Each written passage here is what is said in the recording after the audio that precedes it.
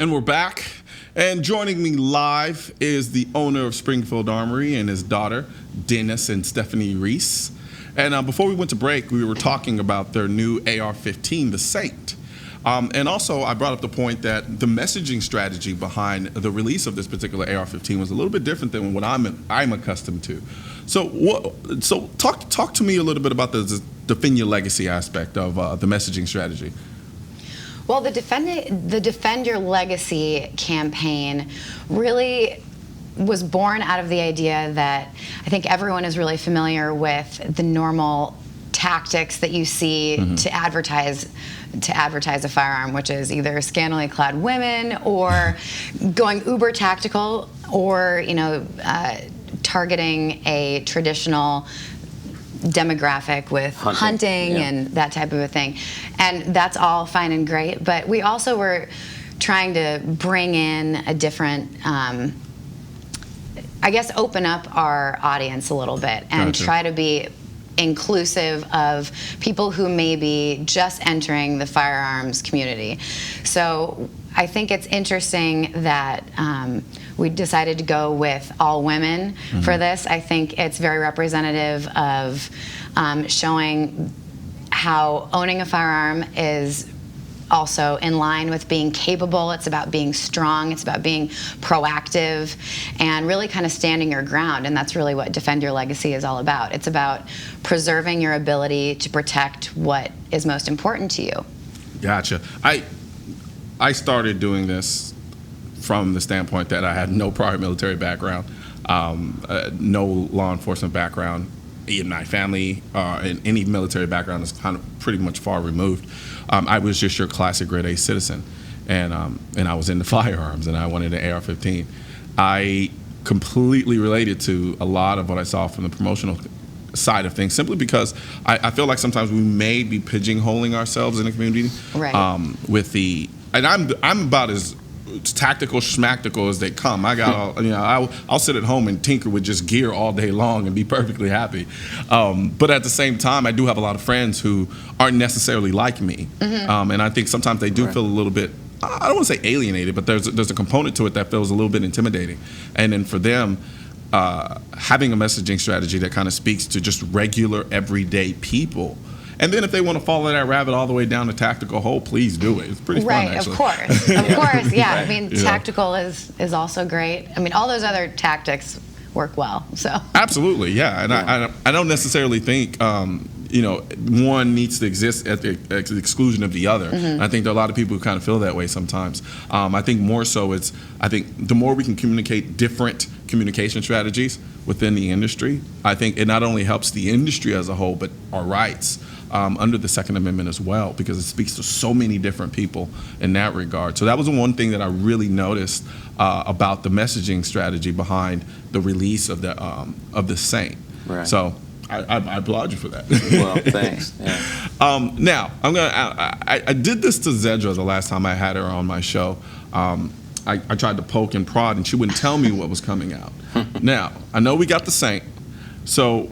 Is there anything else in the pipeline, or I mean, is this where we're landing? I mean, you can, like I told Zedra too, I won't tell anybody. Everything here is confidential. It's off the record. So. Totally true. Yeah. Well, I don't want to take away from the birth of our new baby here today on November 1 with too much information, but I think you could probably assume pretty strong that there's something else in the works. Gotcha. Gotcha. Man, a few words. Right. How's that sound? Stop. Period. Keep them guessing. Yeah. Now, I did hear some murmurings about something that took place in Wyoming as well. What's that about? Steph, you want to tell them about that?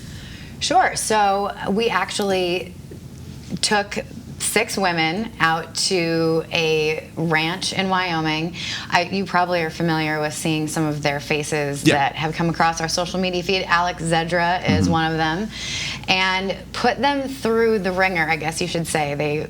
I don't know how much we're allowed to say at this point about the content that we generated there, but I will say it's more than a marketing campaign, and it will be slowly rolling out here over the next several weeks.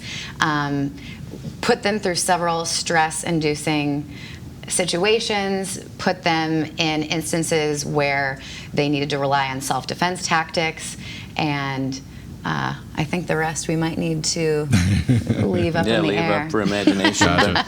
You will know more later. Gotcha. I'm rather impatient, and I have I'm immediate gratification whore, as I like to call myself. So. Yeah, but there is definitely a method to the madness with regard to a lot of those faces and the folks that were on our social media and our website. There's going to be a lot of very cool stuff coming out in the coming days and weeks. Oh, absolutely, looking forward to it. So, from your perspective, Dennis, where do you see the industry now? Is it kind of like the world is our oyster, or? We're very pleased with the response we've gotten so far. Our customers, our distributors, and retailers are basically saying, how can I get more? And I love that message. But ultimately, the consumer and what he thinks of it will be the ultimate acid test. One of the things that we hope will, people better understand that, yeah, we did enter the market. It's a crowded market. There's so many black guns in the market at this time. They might think, why Springfield bringing out an AR right now? You know what? The answer to that is it's time, and it's never too late. And I believe that it's the right thing for Springfield. It's a great fit. It just fits our family, and the fact that it can evolve and branch out into other new products. I think it's just an unbelievably great platform, as I said earlier, about the modularity of it and so forth. So I am just like a kid in a candy store. I can't get over how I can't believe we're showing the gun. It's been so secret up till now, which you know very well, that I can't believe we're actually talking about it in public. So it's fun. Now Springfield has an incredible reputation, and a loyal following as well. Was there any pressure when you were deciding to come out with an AR-15 that you had to grapple with, knowing that there was going to be a very high expectation from releasing AR-15 under a brand that hadn't had one up until this point? Oh, absolutely. I laid awake at night many nights wondering whether decisions we had made would be the right ones. And, you can't please everybody, and you try to. You do the best you can to try and meet the needs for the broadest market base. And I know we've disappointed some because it didn't have this or that on it. Yeah. Hold tight. There's more coming. But I do want to say that I'm really proud of, even in hindsight. I don't think I'd change anything in this in the way we brought it out. I'm really, and there's very few things that I can say in my life that I could say, you know what, I wouldn't have changed something. But this thing, I think we kind of nailed it. Yeah. No, I mean, like I said, I got, though a short period of time nonetheless, I got to spend with it. And I walked away really impressed. Well, thank you. That says a lot, because I tend to put my hands on all types of ammo. Yeah, good. Need more ammo? Yeah. Always need ammo. All right. Let us know.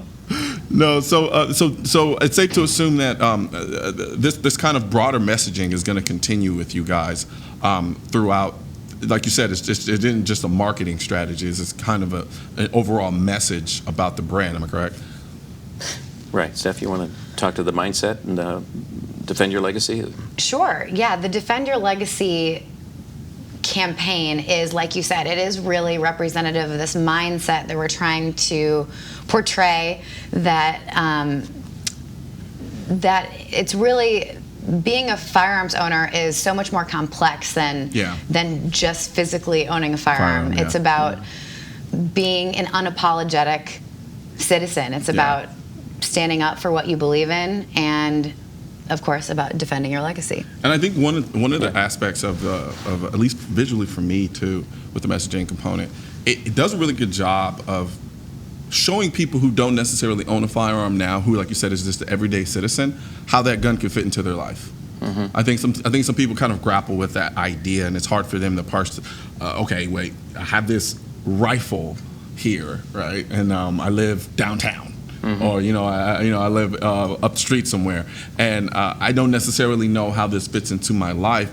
And I think it does a really good job of marrying that image and saying, like, no, there's the two don't need to be mutually exclusive. Just because you live in a big city or you live in an area where you don't see the immediate need for, say, an AR-15 doesn't necessarily mean that you shouldn't own one.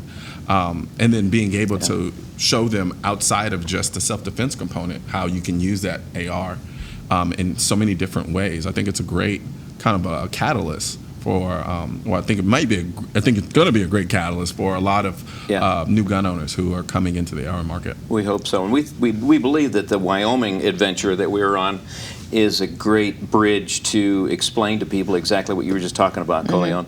I think it's a better way for people to understand better how the ownership of a firearm is.